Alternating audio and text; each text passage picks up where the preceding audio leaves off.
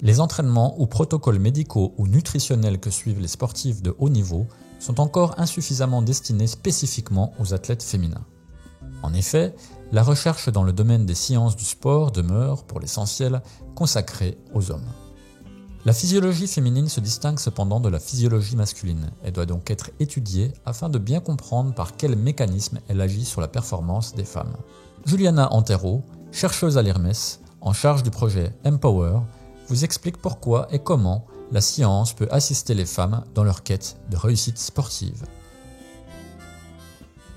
Bienvenue à l'INSEP, vous êtes dans Empower. Épisode 1, présentation du projet Empower.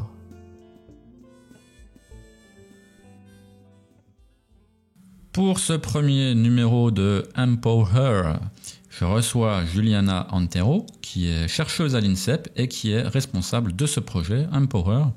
Donc Juliana, bienvenue et bonjour. Bonjour.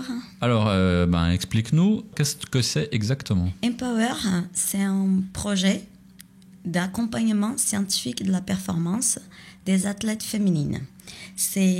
Notre objectif, c'est d'établir un modèle robuste d'analyse individuelle de la charge d'entraînement pour chacune des athlètes que nous accompagnons.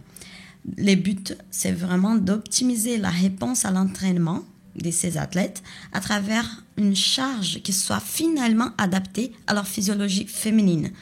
On souhaite améliorer leur performance. Et dans Empowerer, nous avons une équipe. Je travaille avec Alice Meunier, Tom Chassard, Ludivine Blanquet, Arthur Raymond et Marine Dupuis.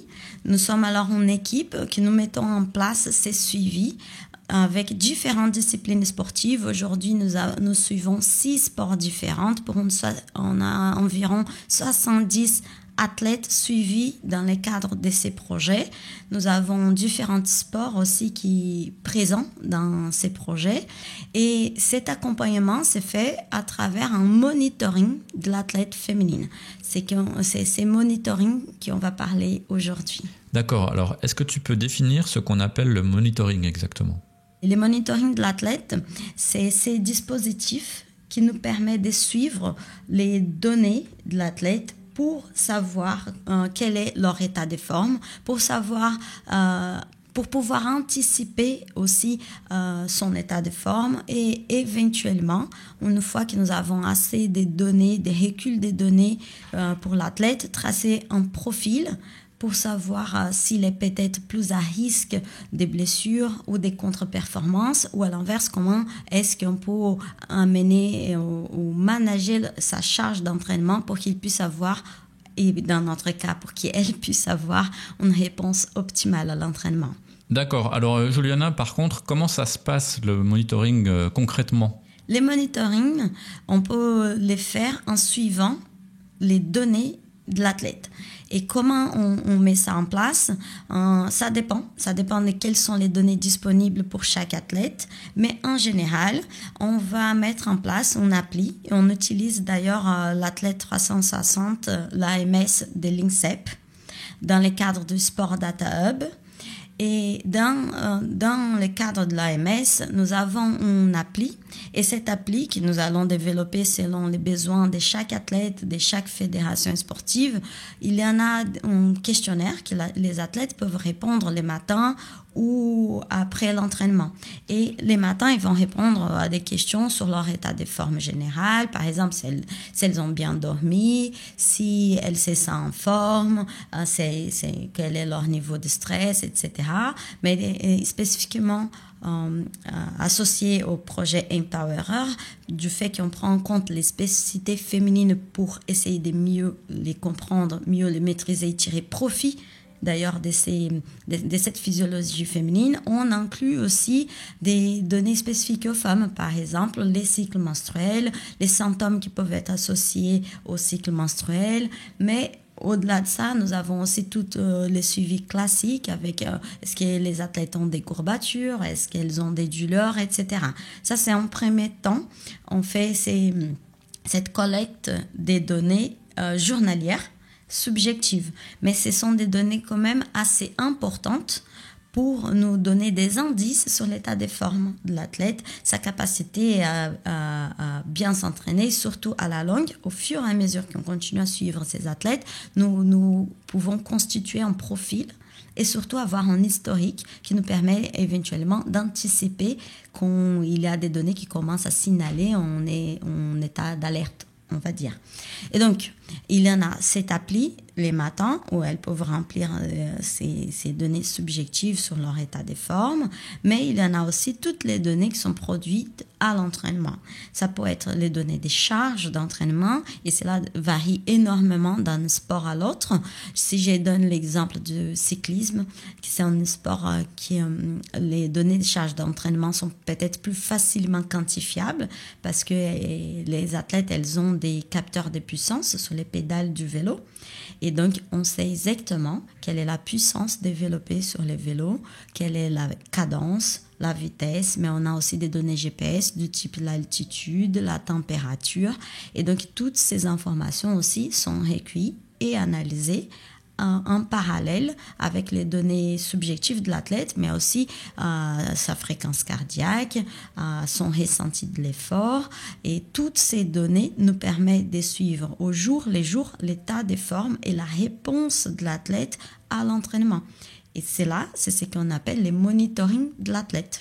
Alors, c'est très intéressant, mais pourquoi se concentrer sur le monitoring de l'athlète féminine en particulier ? La littérature scientifique, elle est très pauvre en ce qui concerne les données de l'athlète féminine. Aujourd'hui, nous avons beaucoup plus de recherches qui sont faites chez l'homme que chez la femme, et encore moins dans le sport. Et c'est le cas aussi dans le sport de haut niveau. Il y en a beaucoup moins de recherches qui concernent l'athlète féminine. Donc, on est parti sur un modèle d'entraînement qui est plutôt basé sur la physiologie masculine. Est-ce que tout est différent entre les femmes et les hommes ?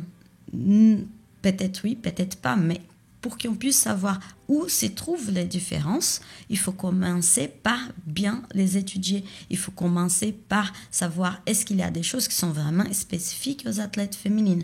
Du fait qu'historiquement, la grosse majorité des recherches ont été menées chez l'athlète masculin.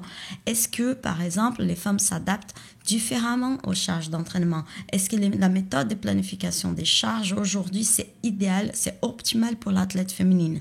Est-ce qu'on prend en compte des choses qui sont vraiment spécifiques à la biologie féminine, comme c'est le cas du cycle menstruel? Est-ce qu'il y a des risques de blessures qui sont différentes entre les femmes et les hommes? Et si c'est le cas, comme ça a déjà été démontré dans la littérature, pourquoi? Donc nous, on a voulu donner ces focus à l'athlète féminine, déjà d'une part pour combler ces manques d'études dans la littérature scientifique, mais aussi pour pouvoir répondre à un besoin qui est récent des athlètes féminines, qui c'est de répondre parfois à certaines questions qu'elles en ont, ou leurs entraîneurs ou entraîneuses, c'est toutes ces staffs techniques, parfois ils ont des questions pour lesquelles ils n'ont pas de réponse parce qu'il n'a pas été étudié.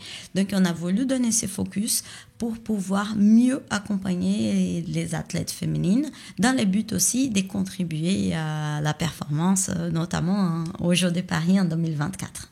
Pourquoi vous avez besoin de prendre autant de données différentes ? Nous avons besoin de tant de données pour essayer de reconstituer en fait les cadres d'entraînement de l'athlète et essayer de comprendre ce qui est par définition très très difficile à comprendre, qui sont des variables multifactorielles complexes. C'est-à-dire, la performance, c'est une variable très complexe parce qu'elle dépend de plusieurs paramètres. Chaque paramètre va avoir une interaction entre eux qui vont...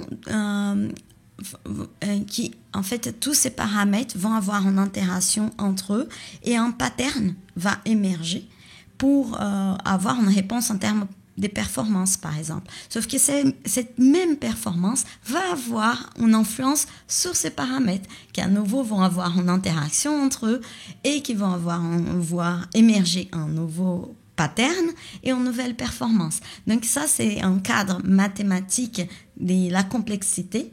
Et donc, c'est extrêmement difficile d'aborder ces types de paramètres complexes comme la performance ou alors les risques de blessures ou même les cycles menstruels qui sont des paramètres complexes sans prendre en compte plusieurs variables à la fois. Et donc, c'est pour ça que nous avons besoin de croiser l'analyse de plusieurs variables parce que c'est ça qui va essayer de nous donner une idée de ce qui se passe réellement sur le terrain. Mais encore, ce n'est que la pointe de l'iceberg quand je parle de toutes les données qu'on essaye de collecter. Parce que même si on essaye d'être holistique, ça serait vraiment notre objectif d'avoir une vision vraiment holistique, globale de l'athlète, elle est encore très parcellaire. Mais c'est un montant un niveau vraiment des collectes des données qu'on pourra avoir une vision plus proche de la réalité et essayer d'être en mesure de faire des analyses de plus en plus précises sur les déterminants de la performance. Parce que si je donne un exemple pour essayer de rendre plus compréhensible peut-être. Là, un athlète, il va partir pour faire un championnat et elle est prête, mais il peut avoir une influence selon les pays où la performance aura lieu du décalage horaire. Peut-être qu'elle va dormir plus ou moins bien. Peut-être aussi, dans ces pays, elle ne mange pas ce qu'elle avait l'habitude de manger. Donc, la nutrition aussi aura une influence. Peut-être là, pile juste quand elle part pour ses championnats, elle n'est pas dans la phase de son cycle menstruel optimal.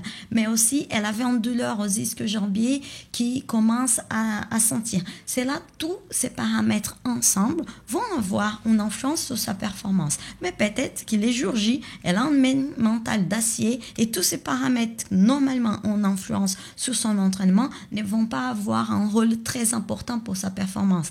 Mais encore, cela dépend de son adversaire, si c'est un sport de combat par exemple.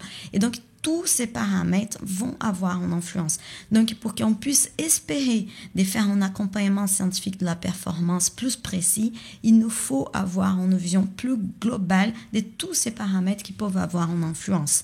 Et c'est au fur et à mesure qu'on construit ces films de l'athlète, parce que aussi, c'est important à mentionner, l'intérêt du monitoring, c'est de créer ces films de l'athlète, pas une photographie. Pourquoi? Si on fait une analyse, un jour l'athlète vient au labo, on fait plein de tests, mais ça correspond à ces jours-là. On a besoin d'avoir, au-delà de cette photographie, ces films qui nous permettent de comprendre historiquement comment l'athlète réagit à différents paramètres pour qu'on puisse anticiper et aussi faire des recommandations éventuellement aux entraîneurs ou créer des outils d'aide à la décision pour les entraîneurs basés sur ce qu'on a pu observer au long de cette collecte longue des données. D'accord, donc c'est vraiment sur le long terme. Oui, le monitoring, pour être vraiment intéressant, il s'inscrit dans le long terme. Mais justement, sachant la quantité de données que vous récoltez et le fait que ce soit sur long terme, est-ce que c'est pas une procédure un peu lourde pour les athlètes, donc qui ont déjà beaucoup de choses à faire et qui en plus doivent vous renseigner sur comment ils se sentent Exactement, c'est notre grand challenge, c'est concilier les besoins d'avoir beaucoup de données pour pouvoir faire un retour sur les terrains pertinents et en même temps ne pas être chronophage pour les athlètes parce que en effet elles sont des sportives de niveau, elles ont déjà très très peu de temps. Comment faire pour qu'on puisse avoir un maximum d'informations et demander un minimum de temps sans être gênant sur les terrains.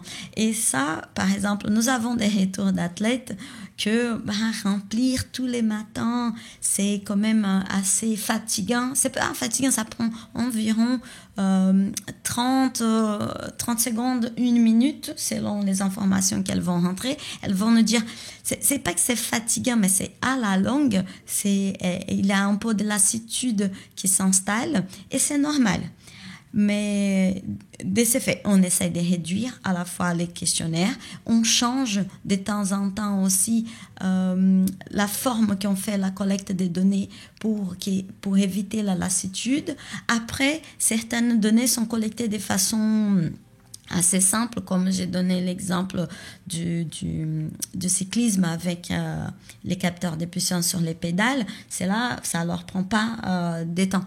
Et aussi, dans le cadre du football, par exemple, que nous suivons, elles utilisent des GPS. Ça, c'est quelque chose aussi qui s'est intégré aujourd'hui à leur entraînement. Ça prend pas non plus énormément de temps. Donc, on essaie de concilier les données qui prennent un peu de temps avec celles qui prennent un peu moins de temps. Mais en effet, c'est quelque chose qui demande un peu d'engagement de la part des athlètes. Pour certaines, on a les retours. Ok, non, c'est facile, je suis déjà habituée. Pour d'autres, il y a un peu de lassitude. Mais on voit de plus en plus dans les sports professionnels, surtout dans les pays anglophones, comme c'est le cas de la NBA, par exemple, où les joueurs, ils sont vraiment déjà habitués à ce type de monitoring. Et une fois qu'ils s'habituent, ça devient de plus en plus, ça s'intègre dans leur routine et ça devient de plus en plus facile. Alors, avec les données que vous avez déjà collectées et avec ce qui existe déjà dans la littérature, est-ce que vous êtes déjà en mesure d'identifier des différences majeures, essentielles entre les hommes et les femmes ? Oui, la littérature scientifique a déjà montré certaines différences, bien qu'on ne soit pas en mesure d'expliquer l'origine de toutes ces différences.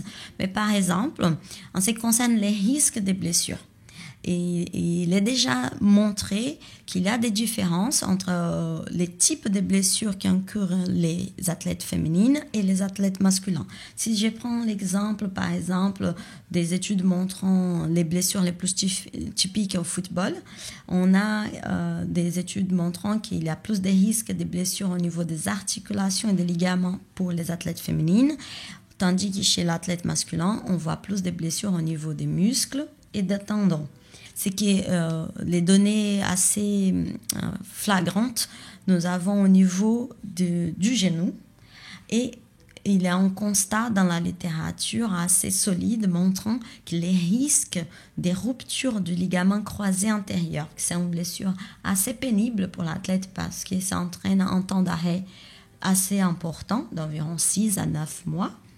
Et les femmes ont un risque supérieur allant de 2 à 8 fois supérieur que les garçons. Et ça, c'est pas encore très bien compris pourquoi les femmes ont beaucoup plus de risques de rompre ces ligaments.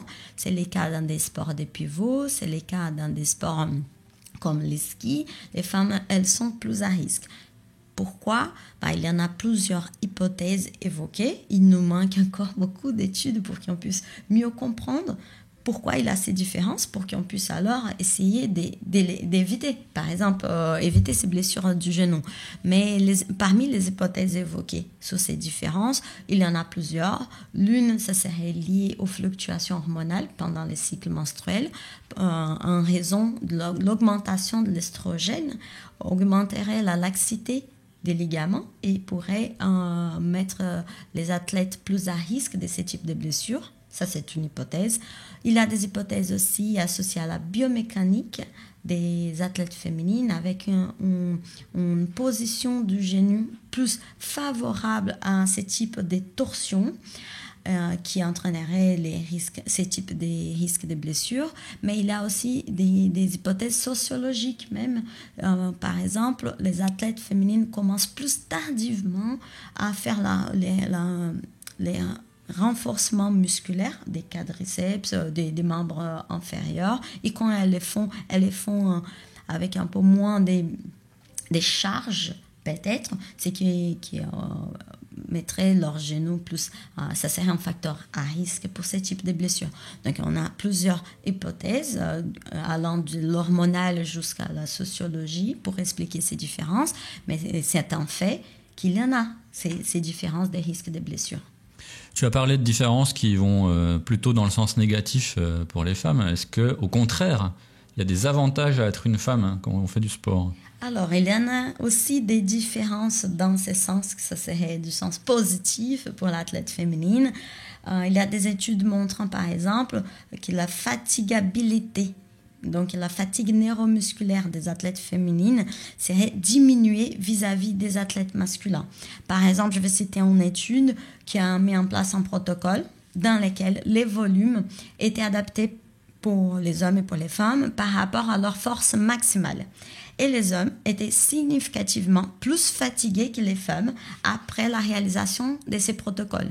Et les femmes, non seulement elles se fatiguaient moins après les protocoles, comme elles revenaient à son état de récupération plus rapidement que les hommes. Donc ça, c'est un paramètre assez intéressant des différences et que ça nous permet aussi de s'interroger alors si lors de la planification de la charge d'entraînement des athlètes féminines et lors de la récupération, est-ce qu'on pourrait adapter les modèles classiques aujourd'hui à cette fatigabilité diminuée des athlètes féminines. D'ailleurs, sur la fatigue neuromusculaire, il y a des études montrant qu'elle pourrait être associée à un ratio testostérone-estrogène, donc des hormones sexuelles présentes chez les hommes comme chez les femmes. C'est juste la quantité qui change entre un sexe et l'autre. Et ces ratios testostérone-estrogène, pourrait être un marqueur indirect des lésions musculaires. Et les ratios qui présentent les athlètes féminines testostérone-estrogène seraient à leur avantage et qui expliqueraient alors dans des sports endurance, des très longues endurances, une fatigabilité diminuée chez les athlètes féminines et moins de lésions musculaires qui ont été constatées après des efforts de longue endurance chez la femme en comparaison à l'homme. Alors moi, j'ai remarqué aussi que ma femme à la salle de sport, elle est beaucoup plus courageuse que moi. Ah, mais ça, c'est les caractères féminins, peut-être. Alors, tu as parlé de testostérone, d'œstrogène, d'hormones. Il y a aussi, tu as parlé à plusieurs reprises du cycle menstruel.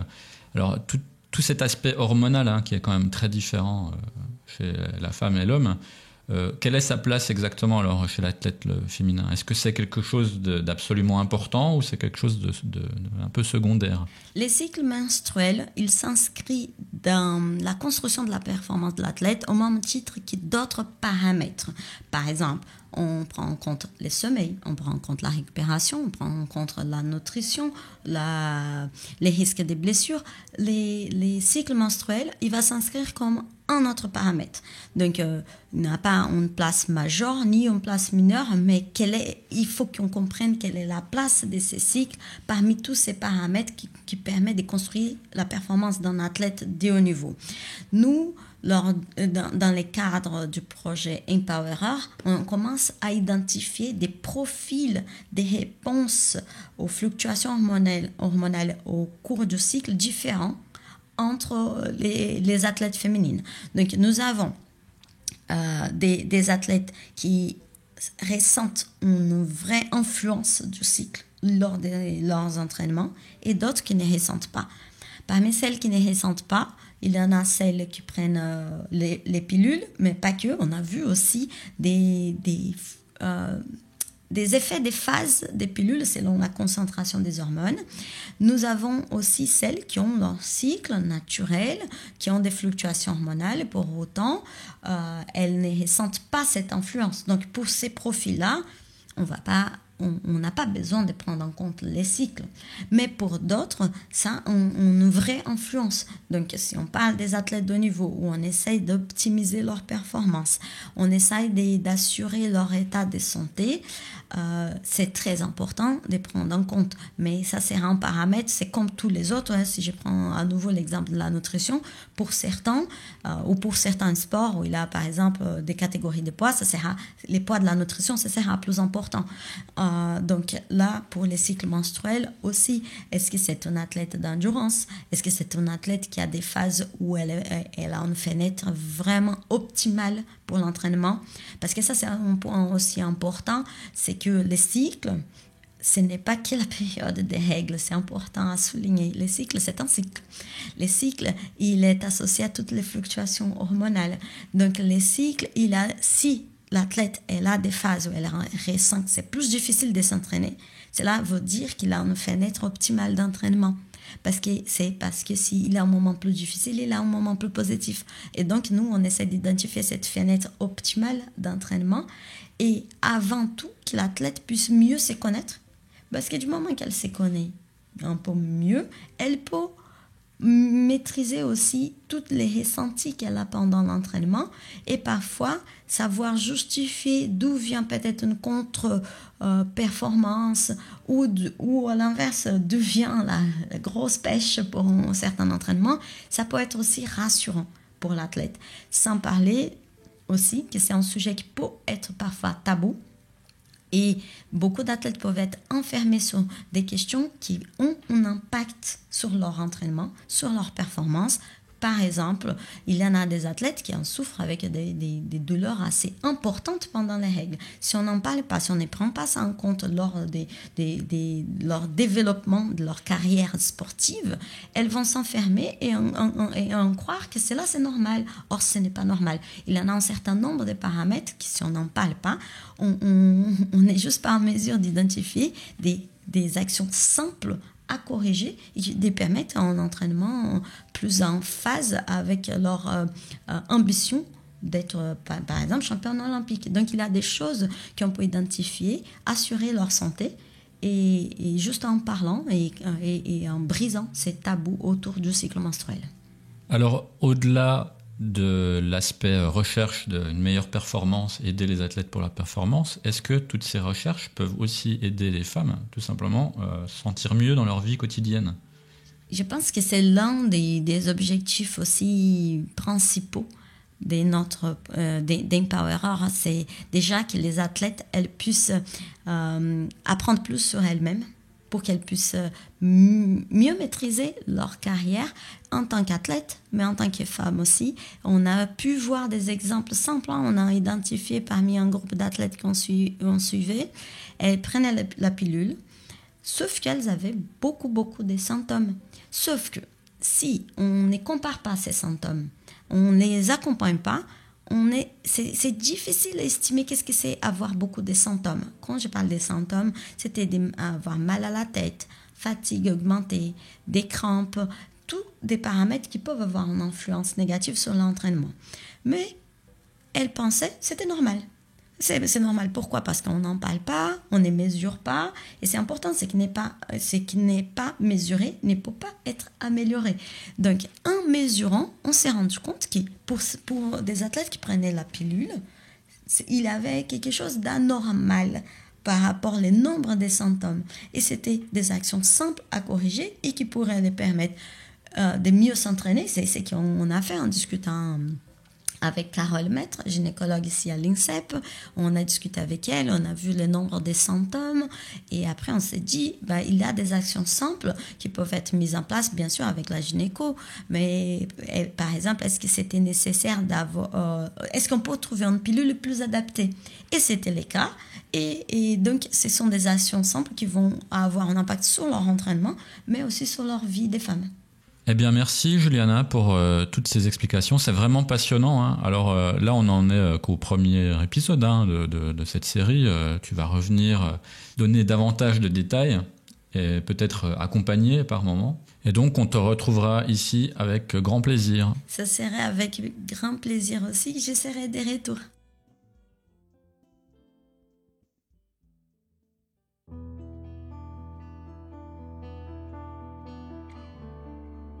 Les podcasts de l'INSEP Empower. Cette émission a été réalisée par l'unité de production audiovisuelle de l'INSEP. Chef de projet Sylvain Bégaud.